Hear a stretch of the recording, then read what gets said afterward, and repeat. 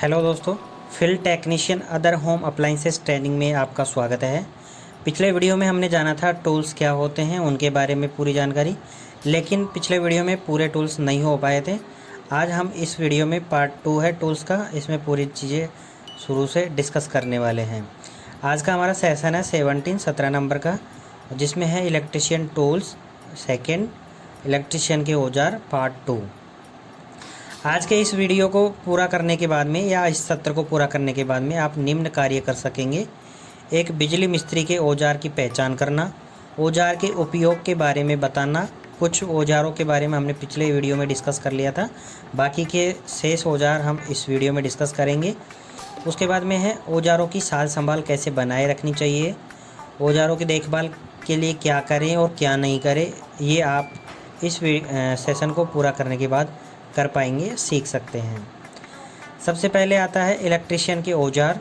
Electrician के कई प्रकार के औजार हैं, प्रत्येक औजार एक अपनी विशिष्ट उद्देश्य को पूरा करता है। जैसे कि एडजस्टेबल स्पैनर। एडजस्टेबल स्पैनर को हम इसके जबड़े को, इसके जो आगे के जो है जबड़ा है, इसमें दो जबड़े होते हैं, एक तो फिक्स और एक वेरिएबल। वेरिएबल जो जबड़ा होता है कम ज़्यादा होता रहता है, जिसको हम इसकी सहायता से, नट की सहायता से इसको कम और ज़्यादा नट या बोल्ट की साइज़ के आकार का हम इसको कर सकते हैं। सेट करने के बाद में ये इससे हम नट एवं बोल्ट को आसानी से खोल सकते हैं एवं कस सकते हैं। इसका फ़ायदा ये है कि हमें इससे किसी भी साइज़ का, किसी भी आकार का नट एवं बोल्ट खोला जा सकता है। उसके बाद में आता है ब्लोवर। ब्लोवर एक पावर टूल्स है। इसका उपयोग एसी की सफाई और सर्विसिंग के लिए किया जाता है, या कोई ऐसी टूल्स हैं या औजार हैं, उपकरण हैं हमारे, जिनकी सफाई के लिए केवल वैक्यूम, मतलब जो तेज़ हवा से ही वो साफ़ हो सके, ऐसी जगह हम ब्लोवर का इस्तेमाल करते हैं। कंप्यूटर है, कंप्यूटरों को साफ़ सफाई करने के लिए ब्लोवर का इस्तेमाल करते हैं। और भी कई जगह हैं, शॉप्स हैं, तो वहाँ पे आपको हर जगह ये ब्लोवर मिलता है। इसके अंदर क्या होता है दोस्तों, एक ब्लेड्स लगी होती है जो अंदर से मोटर के साथ में जुड़ी होती है, जो काफ़ी तेज़ हवा बनाती है। वही तेज़ हवा जो है वो बाहर इस पाइप के थ्रू भेजती है। तो ये पाइप के थ्रू जो तेज़ हवा आती है, इसी की सहायता से कचरा जो है हमारा साफ़ हो जाता है। या कहीं पे भी धूल के कणों को हटाने के लिए कंडेंसर कोयल में या कहीं पे भी, वहाँ पे हम इस प्रकार के ब्लोवर का इस्तेमाल करते हैं। इससे क्या है, ये तेज़ हवा जो है वो बाहर फेंकता है, जिससे कचरा जो है आसानी से साफ़ हो जाता है। उसके बाद में है कंटिन्यूटी टेस्टर। ये तो आपने देखा ही होगा, कंटिन्यूटी निरंतरता प्रशिक्षक। फेज टेस्टर आता है, उसका उपयोग तो हम फेज़ की जांच करने के लिए करते हैं, इसका निरंतरता की जांच के लिए उपयोग करते हैं। इस निरंतरता प्रशिक्षक यह निर्धारित करने के लिए उपयोग किया जाता है कि क्या विद्युत पथ को दो बिंदुओं के बीच जोड़ा जा सकता है। अगर उसमें निरंतरता है, अगर उसमें कंटिन्यूटी है, तो उसको दो विद्युत पॉइंटों के बीच में जोड़ा जा सकता है। इसके अंदर भी एक एलईडी लगी होती है, जिसकी सहायता से हमें पता चलता है कि वायर जो है हमारा बिल्कुल सही है। अगर एलईडी नहीं जलती है तो इसका मतलब ये है कि जो भी उपकरण हम चेक कर रहे हैं उसमें कुछ न कुछ फॉल्ट है या उसमें कुछ प्रॉब्लम है। इसका उपयोग निरंतरता जांचने के लिए करते हैं। निरंतरता की जांच करने के लिए निरंतरता प्रशिक्षक का उपयोग करते हैं। उसके बाद में है कंज्यूमेबल टूल्स। दोस्तों, कई ऐसे टूल्स होते हैं या कई ऐसे औजार हैं हमारे, जो एक बार उपयोग में आने के बाद में वो खर्च हो जाते हैं या नष्ट हो जाते हैं, या उनका जीवन काल जो होता है वो कम होता है। जैसे कि मैं बात करूं इंसुलेशन टेप की, जो आप टेप वायर के ऊपर लगाते हो, तो वो इंसुलेशन टेप जो है वो है तो इलेक्ट्रिशियन का औजार ही, लेकिन अगर हम उसको ज़्यादा दिन तक उपयोग में नहीं ले सकते, क्योंकि वो खर्च होता जाता है या ख़त्म होती जाती है। उसी प्रकार से वायर है, वायर जो है जितना हम उपयोग में लेंगे उसी प्रकार से ये भी ख़त्म होता जाता है। उसके बाद में रोल प्लग जहाँ पे भी जितने भी छेद करते हैं वहाँ पे इसका उपयोग करते हैं, तो ये भी वहीं पे काम आती है, छेद करते हैं वहाँ पे, और ये भी नष्ट होती जाती है, खर्च होती जाती है। तो इस प्रकार के कुछ ऐसे उदाहरण हैं कंज्यूमेबल टूल्स के जो खर्च होते जाते हैं। इन औजारों का जीवन काल कम होता है। इनका उपयोग लगभग सभी प्रकार की मरम्मत काम के लिए किया जाता है। एक टेक्नीशियन के लिए इनसे परिचित होना महत्वपूर्ण है क्योंकि ये सबसे अधिक और अक्सर उपयोग में लिए जाते हैं। जैसे कि मैंने अभी आपको बताया, इंसुलेशन टेप, तेल का डिब्बा, टेफ्लॉन टेप, ढीले तार, जैसे हमने अभी बताया काले, पीले, लाल, हरे इत्यादि प्रकार के। उसके बाद में आता है मेंटेनेंस ऑफ टूल्स, टूल्स का रख रखाव, टूल किट का रख रखाव कैसे करना चाहिए। उपकरण या टेक्नीशियन को सुरक्षित, कुशलतापूर्वक और कानूनी रूप से काम करने में सक्षम बनाता है टूल किट। कुशल कार्य को पूरा करने के लिए टूल किट में उपकरणों के उचित रखरखाव की आवश्यकता होती है। एक टूल किट के अंदर होना चाहिए जैसे पाना है, गेज सेट है, गेज है, पेचकस है, एमीटर है, वोल्ट मीटर है, थोड़ा है, क्लैंप मीटर है, पाना, ड्रिल मशीन इत्यादि प्रकार के और भी कई टूल्स हो सकते हैं। मेजरिंग टूल्स हुआ, वो प्लायर हुआ, हैमर हुए इत्यादि प्रकार के हम जो है टूल किट के अंदर रखते हैं। इस टूल किट को रखने का यही उद्देश्य है कि हमारे एक तो सारे औजार जो हैं एक जगह रहते हैं, सुरक्षित रहते हैं, उन पे कुछ ही भी प्रकार का कोई भी नुकसान नहीं होता है, खोते नहीं हैं। सभी टूल्स की सार संभाल करनी चाहिए समय पर। उसके बाद में है टूल किट को बनाए रखने के क्या लाभ हैं। अपने टूल किट को बनाए रखने से आप अपना काम कुशलता से कर पाएंगे और अपने काम को आसान बना सकते हैं। टूल किट रखने से किसी भी टूल्स को खोजने की ज़रूरत नहीं रहती है क्योंकि आपको हर टूल्स टूल किट के अंदर ही मिलता है अगर आप इसको प्रॉपर ढंग से मेंटेन करके रखते हैं तो। और रखनी चाहिए। अगर हमें अपने प्रोफेशनल बनना है, अच्छे ढंग से काम करना है, लोगों पे इम्प्रेस जमाना है तो हमें टूल किट उपयोग में लेनी चाहिए और टूल किट की सहायता से ही हमें कार्य करनी चाहिए। यह आपको प्रदर्शन में सुधार करेगा और ग्राहकों पर अच्छा प्रभाव डालता है टूल किट। उसके बाद में है औजार टूल्स की देखभाल कैसे करें। टूल किट के उचित रखरखाव के लिए निम्नलिखित उपाय किए जाने चाहिए। जब भी आपके उपकरण तेल या गंदगी के संपर्क में आते हैं तो आपको उन्हें साफ करना चाहिए। ऐसा करने के लिए हमेशा अपने टूल किट में एक नरम कपड़ा रखना चाहिए जिनसे आप टूल को साफ सफाई कर सकें।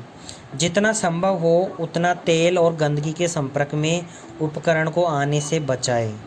स्क्रू ड्राइवर, सरोता, प्लायर इत्यादि जैसे उपकरण को आगे की जो टिप्स होती है उसके ऊपर कवर पहना करके रखें ताकि जो हमारे स्क्रू ड्राइवर है, प्लायर है या कटिंग प्लायर्स हैं ये ख़राब ना हो, इनकी जो ब्लेड्स हैं आगे की वो ख़राब ना हो। आपको उनकी उचित जांच करनी चाहिए और अगर आपको लगता है कि ये उपकरण ख़राब हो गया है, अब हम इसे उपयोग में नहीं लेना चाहिए, इसका इंसुलेशन काम नहीं कर रहा है, इसके प्लास का इंसुलेशन कटा फटा है, तो ऐसे उपकरण को तुरंत बदल देना चाहिए, उन्हें उपयोग में नहीं लेना चाहिए। उनके कामकाज और इंसुलेशन के लिए समय समय पर प्रशिक्षण उपकरण शामिल है जैसे कि वोल्ट मीटर है, एमीटर है, phase tester, continuity tester, blower, drilling machine, compound gauge और डिजिटल टेम्परेचर इंडिकेटर इत्यादि टूल्स हैं जिनको आपको समय समय पर देखभाल करके उन्हें मेंटेन करना चाहिए। और भी कई टूल्स है, प्लायर्स हुआ, स्क्रू ड्राइवर हुआ, side cutter plier, wire stripper इत्यादि टूल्स हैं जिनकी आप समय समय पर देखभाल करते रहना चाहिए। उपकरण की देखभाल कैसे करें, हमारे पास यही सवाल आता है कि उपकरण की देखभाल हम कैसे करें। टूल किट के उचित रखरखाव के लिए निम्नलिखित उपाय करने चाहिए जैसे कि डिजिटल थर्मामीटर जिसके अंदर अंक दिखाए होते हैं वो डिजिटल थर्मामीटर, निरंतरता टेस्टर जैसे कि हम अभी फेज टेस्टर इसकी बात कर रहे थे उनकी, और कंटिन्यूटी टेस्टर की इत्यादि के अंदर जो बैटरी से संचालित उपकरण होते हैं या औजार होते हैं उनकी समय पर बैटरी को बदलते रहना चाहिए। जब हमारा उपकरण सही ढंग से एक्यूरेट काम नहीं कर रहा होता है तब हमें उन्हें बदल देना चाहिए। ड्रिल बिट के सभी आवश्यक आकार हमारे पास होने चाहिए और समय समय पर एक हर एक पीस को ईंट पर उपयोग करके उसकी ड्रिल बिट की जो धार होती है उसको तेज़ कर लेना चाहिए। नई नई जो बिट होती है उसका, हमेशा नहीं कह रहा मैं, नई नई बिट्स का हमेशा उपयोग करने से पहले उसे ईंट पर चला करके उसकी धार को तेज़ कर लेना चाहिए। अपने सभी औजारों को टूटने से बचाएं, विशेषकर वोल्टमीटर और एमीटर के कांच को। जैसे कि अभी आपने देखा होगा वोल्टमीटर और ये डिजिटल थर्मामीटर जो हैं, इनके कांच जो हैं ऊपर से टूट जाते हैं, तो इनको टूल किट के अंदर इस सेफ्टी से रखें और इनका जो स्थान है वो अलग ही रखें। इनको उन और टूल्स के साथ सम्मिलित ना करें। अगर आप इनको और टूल्स के साथ सम्मिलित करेंगे तो इनके कांच जो हैं टूट जाते हैं, जिससे हमारा उपकरण ख़राब हो जाता है या औजार ख़राब हो जाता है। उसके बाद में है औजारों का उपयोग करते समय क्या करें और क्या नहीं करना चाहिए। औजार का उपयोग करते समय क्या करना चाहिए। हमेशा ड्रिल को हमेशा सॉकेट में लगाने से पहले या उपयोग में लेने से पहले उसे 3 पिन प्लग का उपयोग करना चाहिए, 3 पिन टॉप का उपयोग करना चाहिए, जिसके अंदर अर्थ जुड़ा हुआ हो।